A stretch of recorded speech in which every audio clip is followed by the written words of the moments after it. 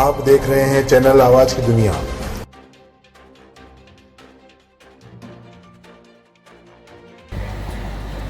सरस्वती वंदना के लिए आप स्टेज पे आ सकते हैं सर। आप सभी गेस्ट से निवेदन है।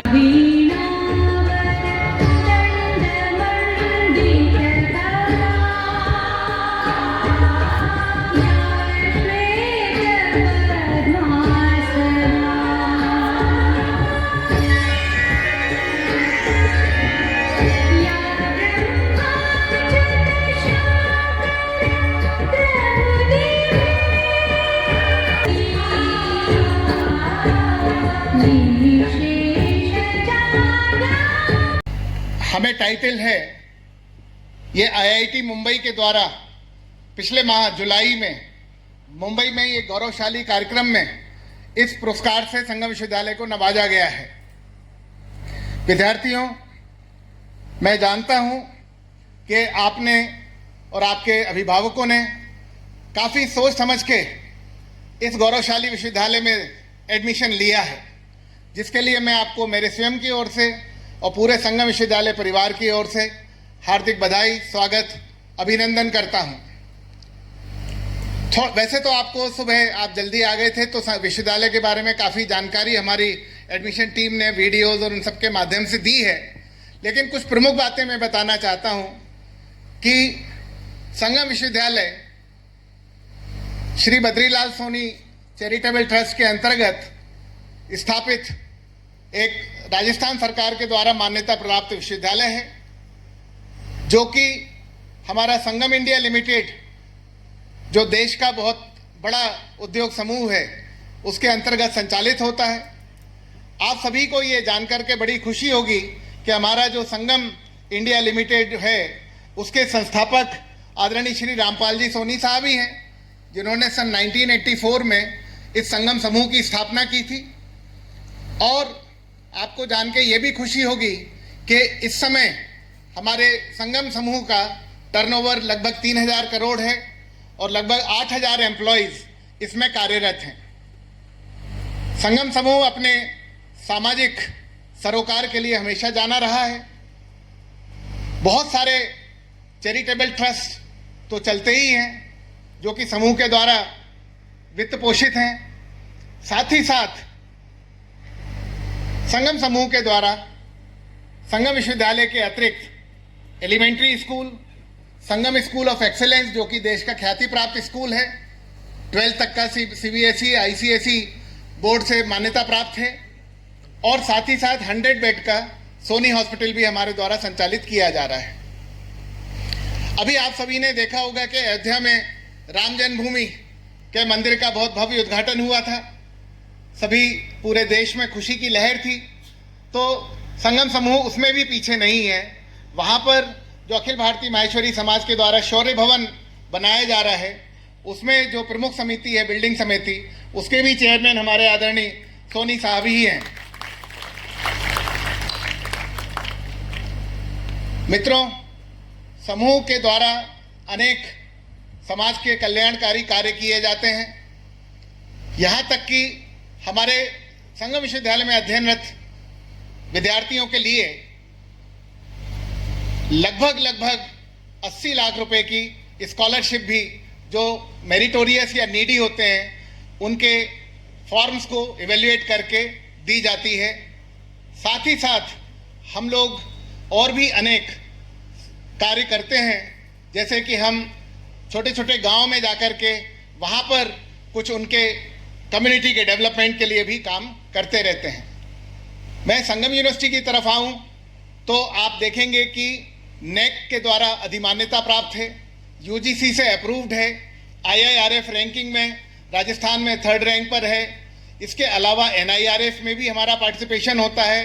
Pharmacy council of India, bar council of India, हमारा स्टेट गवर्नमेंट की सभी रेगुलेटरी एजेंसीज से मान्यता प्राप्त एग्रीकल्चर आदि के सभी कोर्सेज सफलतापूर्वक चलाए जा रहे हैं। पिछले वर्ष में हमने नर्सिंग, फिजियोथेरेपी और इस तरीके के जीएनएम आदि के कोर्सेज को भी सफलतापूर्वक प्रारंभ किया है, जिसमें कि प्रवेश राजस्थान सरकार के द्वारा ज़्यादातर किए जाते हैं। संगम यूनिवर्सिटी में हमने विद्यार्थियों के सर्वांगीण विकास के लिए बहुत सारी व्यवस्थाएं कर रखी हैं। Centre for entrepreneurship and skill development का उद्घाटन भी आदरणीय सर के हाथों से ही हमने कराया था 2 वर्ष पहले, जिसके अंतर्गत 25 परियोजनाएं अभी तक संगम विश्वविद्यालय में आ चुकी हैं। केंद्र और राज्य सरकार की लगभग 5 करोड़ से अधिक की अनुदान राशि हमें मिल चुकी है। और एक बहुत बड़ा प्रोजेक्ट जो अभी टेक्नोलॉजी बिजनेस इंक्यूबेटर का भारत सरकार के द्वारा DST के द्वारा वो भी सफलतापूर्वक चल रहा है। तो हमारे जो विद्यार्थी आज एडमिशन ले रहे हैं, इनको यदि भविष्य में उद्यमी बनने की इच्छा है तो इस प्रकार की पूरी व्यवस्था हमारे पास में है। 5वें नंबर की इकॉनमी रहे, हमसे आगे कुछ ही देश रहे, USA, चाइना, जर्मनी, जापान, मगर आपको ये भी जान के खुशी होगी कि अभी हम एक और पायदान ऊपर चढ़ के 2025 में 4थे नंबर की सबसे बड़ी इकॉनमी बन चुके हैं। और 2047 तक भारत का सपना है कि डेवलप्ड नेशन में उसको अपने को शामिल करना है, जिसके लिए बहुत ज़रूरी है कि आप लोग आज से उस जिम्मेदारी को समझें। सिर्फ ऐसी जॉब या ऐसी राह ना चुने जो आपको सिर्फ आमदनी या पैसे के लिए मोटिवेट करे, कुछ ऐसा चुने जो एक लार्जर इम्पैक्ट क्रिएट करे सोसाइटी पे। और भारत में बहुत अपॉर्चुनिटीज़ हैं जहाँ पे बिजनेस प्रॉब्लम्स हैं, जहाँ पे सोशल प्रॉब्लम्स हैं, उसको लेके कुछ अगर आप पैशन क्रिएट कर पाओ कि उस समस्या को सॉल्व करना है, और उसके साथ मनी विल फॉलो। मतलब अगर आपने इम्पैक्ट क्रिएट कर दिया तो money is a by product of your impact. तो उस तरह से कुछ पैशन को डेवलप करें और बड़ा सोचें। बड़ा सोचने के साथ शायद आपके पहले कदम छोटे होंगे, क्योंकि जरूरी नहीं है कि हर चीज इमीडिएट बड़ी हो पाए, बट हाँ, छोटे को कैसे स्केल करना है, जो अपॉर्चुनिटीज आपके पास आ रही हैं उसको कैसे आगे लेके जाना है, ये बहुत इंपॉर्टेंट है।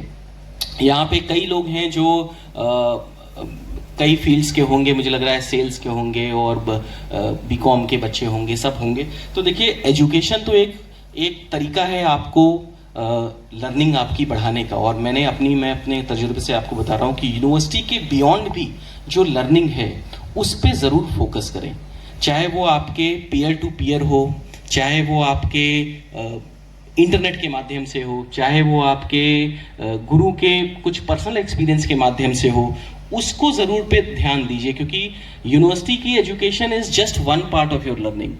अदर पार्ट जो आपको डिफरेंशिएट करता है दूसरों से और जो आपको आगे बढ़ाएगा, वो आपकी बियॉन्ड यूनिवर्सिटी क्या आपने लर्निंग हासिल की है अपने पर्सनल जीवन में या अपने सोशल सर्कल में, उस पे ज़रूर ध्यान दीजिएगा। रिलेशनशिप पे ज़रूर फोकस करिए। देखिए, कोई भी चीज़ को शॉर्ट टर्म जीत की तरह से मत देखिए कि यार आज मैंने ये कर लिया, देखो मैंने आज उसको गलत बोल के ये चीज़ हासिल कर ली। तो हमेशा लॉन्ग टर्म रिलेशन पे फोकस करिए, वो आपको ज़रूर लंबे दौर में विजेता बनाएगा। और वही एक चीज़ है जो एक सक्सेस मंत्र है, जो एक लॉन्ग टर्म विनर और एक शॉर्ट टर्म विनर को डिफ्रेंशिएट करता है। आए हैं वो अगले 5 साल बाद कितने रिलेवेंट रहेंगे, और 5 सालों में जो बदलाव आएंगे, जिसके आज कल्पना कर सकते हैं, आज हो सकता है आपके लिए इनरिलेवेंट हो, परंतु अगर आप अगले 5 सालों में क्या होने वाला है, 10 सालों में क्या होने वाला है, उस बात को समझ के इन 3 सालों में, 4 सालों में, 2 सालों में, जितने भी समय में आप यहाँ अध्ययनरत है, उसको समझ के आप अपने आप को अगर तैयार करते हैं, आपके सिलेबस के साथ साथ, आपकी एजुकेशन के साथ साथ, मेरे ख्याल से आपकी लाइफ के लिए बहुत ही ये 3-4 साल का समय जो है इम्पोर्टेंट हो सकता है। और साथ में मनोरंजन के साधन जुटा के व्यतीत कर सकते हैं, और आप चाहें तो इन 3-4 सालों को सिलेबस के साथ साथ प्रैक्टिकली क्या हो रहा है, कॉर्पोरेट जगत आपसे क्या उम्मीद करता है, वहाँ जो आपने टेक्निकल एजुकेशन ली है वो तो काम आएगी, परंतु केवल उसी काम होने वाला नहीं है।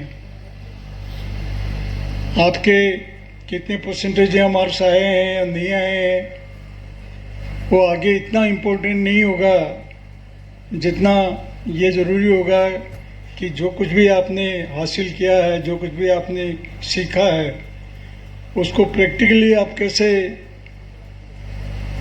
जहाँ भी आप काम करें वहाँ उसका उपयोग कर रहे हैं, वो सबसे ज़्यादा इम्पोर्टेंट बात होगी। और उसके लिए ज़रूरी है कि शुरू से ही आप टीम वर्क बना के काम करना शुरू करें।